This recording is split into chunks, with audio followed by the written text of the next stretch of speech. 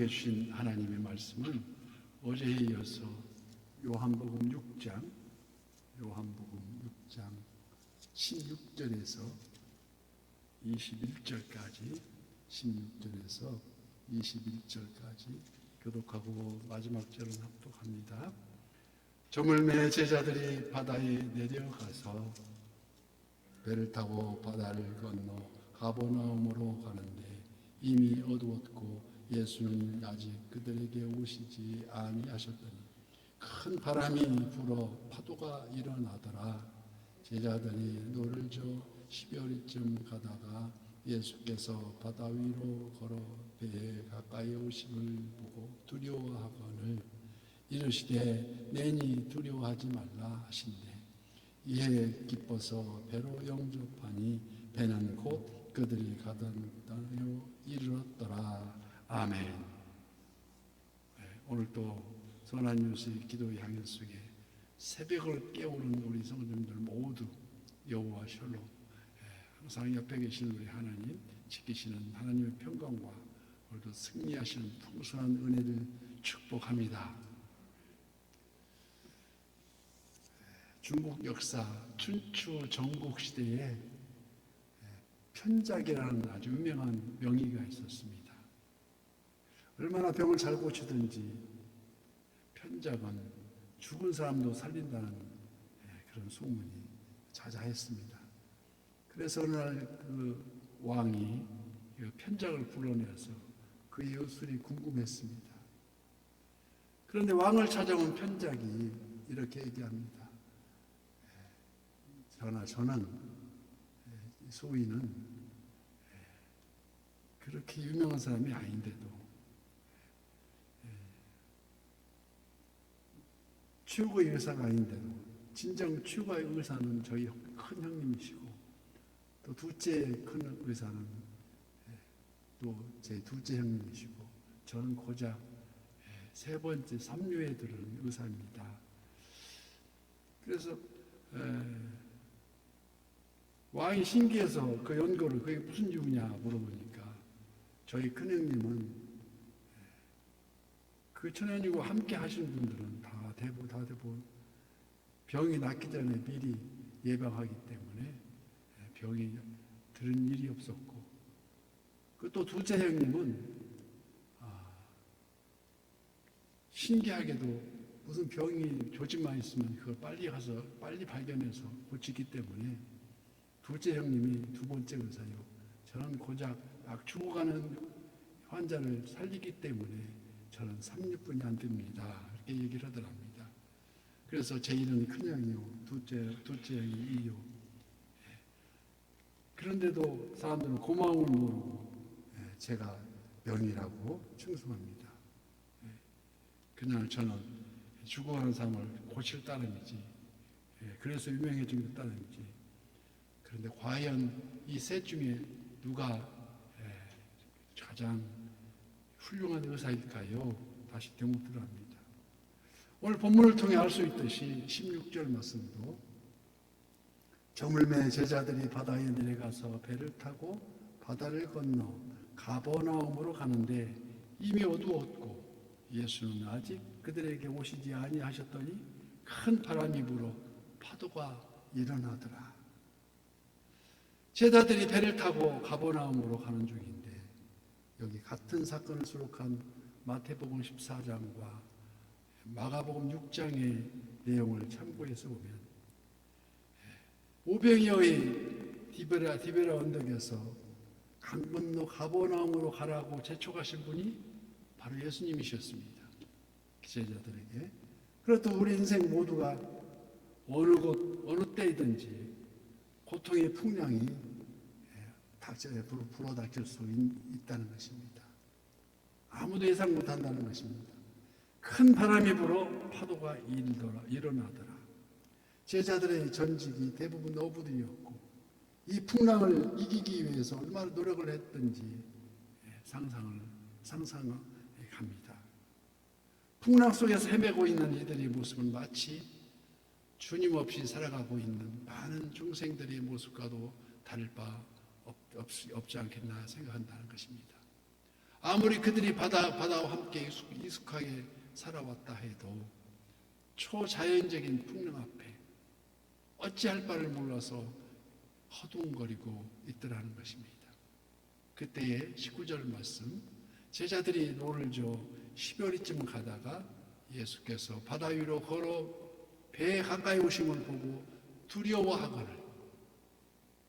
우리가 사는 이 세상도 갈릴리 바다와 흡사해서 돌발적 변화가 끊임없이 일어납니다.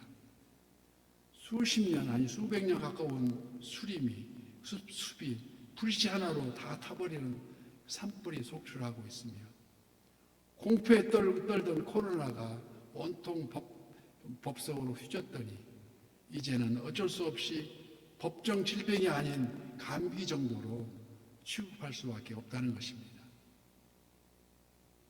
우크라이나 전쟁 사태가 세계적인 심각 상태에 접어들고 있습니다. 서방 곡물인 밀, 귀리 등 세계 소비의 3분의 1을 반출하고 있는 우크라이나인데 전쟁과 파괴, 피난과 살상 사태로 말미암아 아프리카를 비롯한 세계적 기근이 야기되고 있고, 북한은 핵무기의 사활을 걸고 있습니다.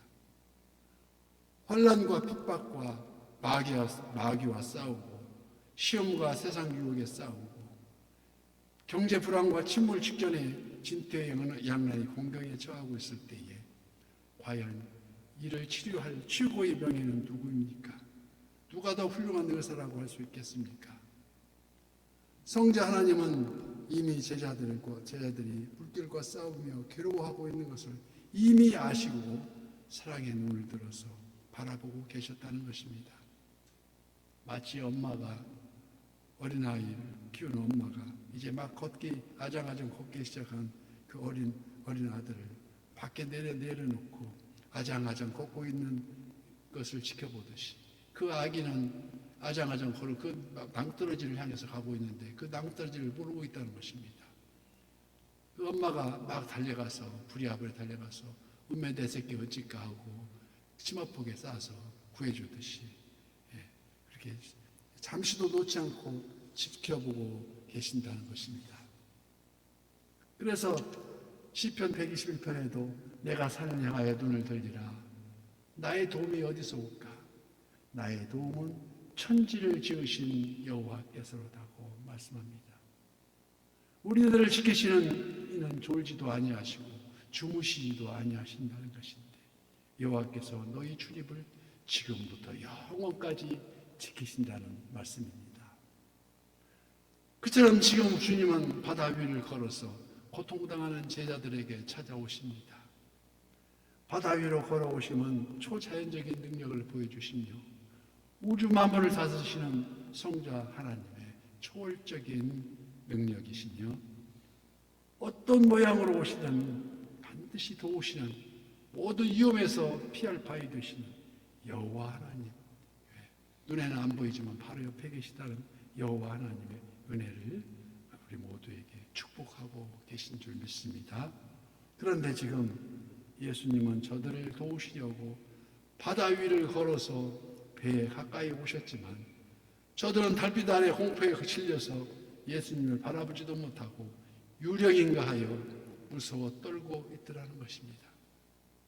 왜 그렇습니까? 마음이 청결하지 못하기 때문입니다. 마음에 공포심이 가득하여 똑바로 바라보지 못하고 판단하지도 못하더라는 것입니다. 그래서 우리 산상수호에 말씀하시길, 마음이 청결한 자는 복이 있나니 그들이 하나님을 볼 것임이라고 말씀하지 않습니까? 제1이 신명이 가난 자는 복이 있나니 그들이 하나님을, 천국이 그들의 것임이라고 말씀하십니다. 마음이 청결하지 못하고 공포에 질려 있고 진정 성자 하나님을 유령으로 무서워할 때에 오늘 본문 20절 이르시되 내니 두려워하지 말라 하신대. 이 사건을 좀 더 자세히 기록한 마태복음 14장에서는 이렇게 말씀합니다. 베드로가 대답하여 이르되 주여 만일 주님이시거든 나를 명하사 물 위로 오라 하소서. 베드로가 자기도 예수님처럼 물 위를 걷고 싶다는 것입니다. 주님께 갈 수 있게 해달라는 요청이 아니겠습니까? 이에 허락하시고 오라 하시니 베드로가 배에서 내려 물 위로 걸어서 예수님께 가되 바람을 보고 무서워서 빠져가는지라 소리질러 이르되 주여 주여 나를 구원하소서. 주님을 바라보지 못하고 어느새 세파에 흔들려서 바로 발밑에 출렁거리는 그 세파에 빠져가도 허우적거리고 있는 게 아닙니까? 우리 주님 그 손을 잡아주시면서 이르시되 뭐라 말씀하십니까? 믿음이 작은 자여 왜 의심하였느냐? 베드로가 처음 예수님을 향하던 그 눈길로 감히 무리를 걸어갈 수 있었지만 어느새 그 시선이 주님께 향함을 잊어버리고 풍랑이 있는 발밑 물결과 바람이 스치는 세파의 눈을 돌려 주님을 향한 그 믿음, 그 본질을 망각하고 있는 것이 아니겠습니까? 우를 범하고 있다는 것입니다. 우리는 지금 과연 베드로와 같은 우는 범하고 있지 않는지 이 아침 생각하고자 하는 것입니다. 오늘 또 내 영혼을 수생시키시고 자기 이름을 위하여 의의 길로 인도하시는 이르시되 내니 두려워하지 말라 하시는 우리 주님의 음성은 그 세미한 주의 음성에 귀 기울이는 그래서 오늘 또 새벽을 깨우리라 오늘 또 승리하시는 저와 선한 이웃의 모든 지체가 되시기를 예수님 이름으로 축복합니다.